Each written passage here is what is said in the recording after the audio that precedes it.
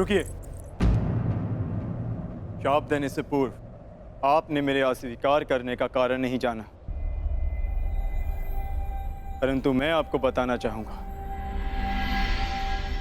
वर्षों पूर्व मेरे पूर्वज श्री पुरुरव से आप विवाह कर चुकी हैं। इस नाते आप मेरी माता समान हो।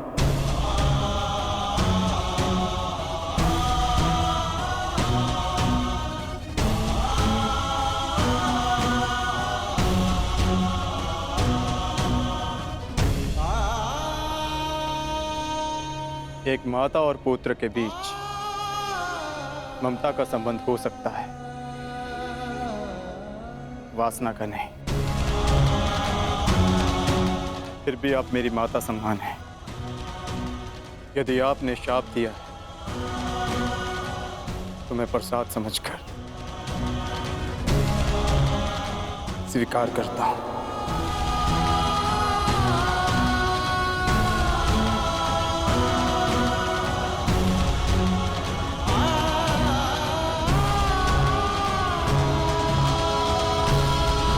मुझसे अनजाने में एक कैसा पाप हो गया देवराज।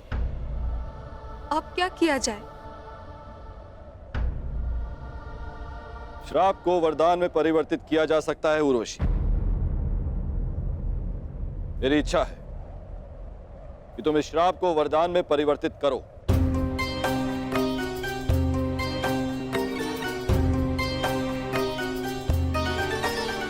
मनुष्य का जीवन काल एक वर्ष के समान होता है।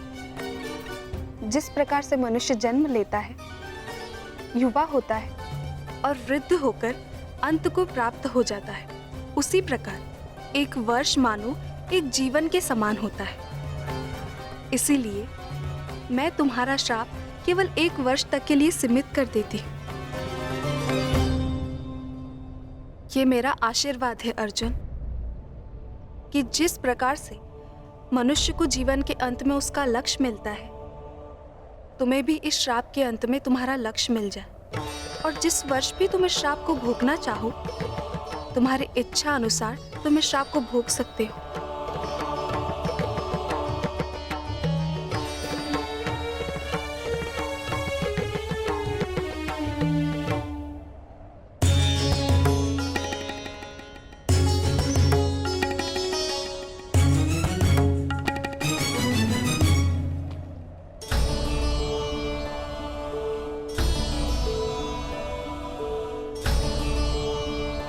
विजयी भाव।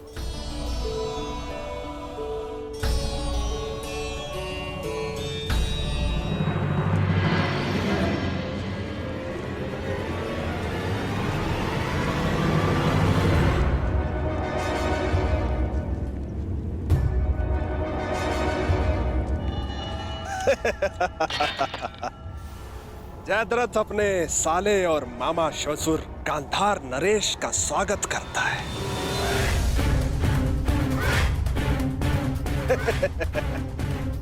अरे जीजा जी, आप यहाँ? हाँ साले श्री, मैं बिना सूचना दिए अवश्य आए हैं जामाता श्री, परंतु बिना कारण के नहीं ना, क्योंकि इस समय मेरे दुर्योधन को आपके अर्थात उसके बहनोई से तुरंत सहायता की आवश्यकता है। ऐसी क्या सहायता की आवश्यकता पड़ गई मामा श्री? आवश्यकता है जामाता श्री, क्योंकि मेरे दुर्योधन के जीवन में सबसे बड़ा भय है पांडव, और उसका त्राण यही है कि वो सदा वन में रहे और कभी मेरे दुर्योधन को ललकारने ना आ सके। तो मैं इसमें क्या सहायता कर सकता हूँ? आप ही सहायता कर सकते हैं जामाता श्री, और कौन कर सकता है? पांडवों को अज्ञातवास में पकड़ना है। अब हमसे तो वो सावधान रहेंगे, परंतु ये सोच भी नहीं सकते कि उनको पकड़वाने का काम हम आपसे करवा रहे हैं। मेरे पास एक योजना है जिसमें मैं और तुम, हम दोनों पांडवों के समक्ष रहेंगे, उनके सामने रहेंगे, और वो लोग हमारी दृष्टि से बचने के प्रयास में आपकी ओर से असावधान रहेंगे। और ऐसे में आप पांडवों की दुर्बलता पर प्रहार करोगे, उस सूत्र पर जिसने उन्हें एक किया है।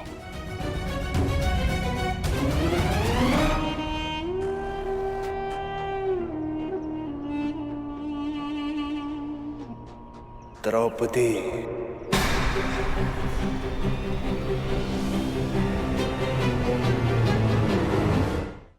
देखा, बुद्धिमान पुरुषों से वार्तालाप करना कितना सरल होता है। और भी कोई बाधा है मेरे मार्ग में? हाँ हाँ हाँ, बाधा है, परंतु हम उसे हस्तिनापुर छोड़ाए।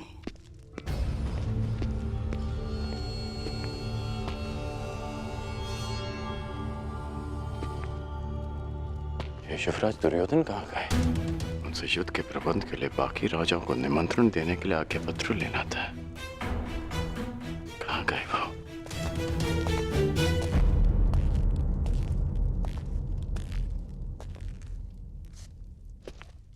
सेवक, युवराज दुर्योधन कहाँ है? युवराज अभी सो रहे हैं। अभी तक सो रहे हैं? अंगराज रुकिए, अंगराज! आपको भीतर जाने की आज्ञा नहीं है। और मुझे रोकने का सामर्थ्य तुम सब में नहीं है। अंगराज मेरी बात सुनिए, अंगराज, अंगराज मेरी बात सुनिए, अंगराज।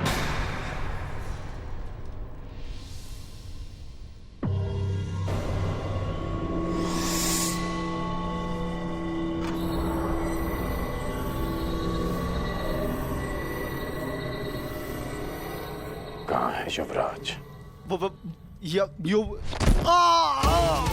मैंने पूछा कहाँ है युवराज? वो सूर्योदय से पहले गांधार नरेश के साथ निकल गए। आदेश था किसी को कुछ न बताया जाए। मुझे क्षमा कर दीजिए अंगराज।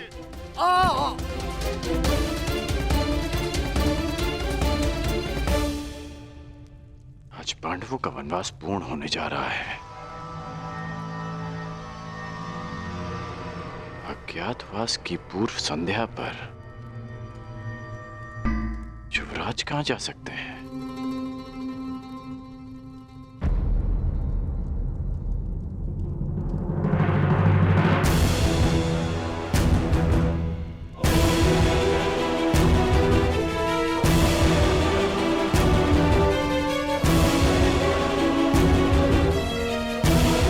गांधार नरेश, एक और छल। ध्यान रहे जामाता श्री, पांडव किसी भी परिस्थिति में अज्ञातवास में ना जाने पाए। चिंता मत करिए गांधार नरेश, पांडव सदा ही वनवासी रहेंगे। कोई भी पांडवों का त्राण नहीं कर पाएगा। कल सूर्यास्त होते ही पांडवों की आशा भी अस्त हो जाएगी। कुछ भी हो जाए,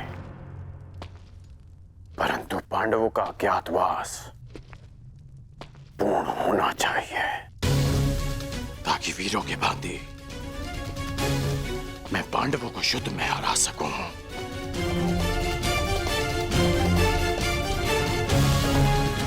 ताकि द्यूत सभा का कलंक मेरे और युवराज के माथे से सदा के लिए हट जाए।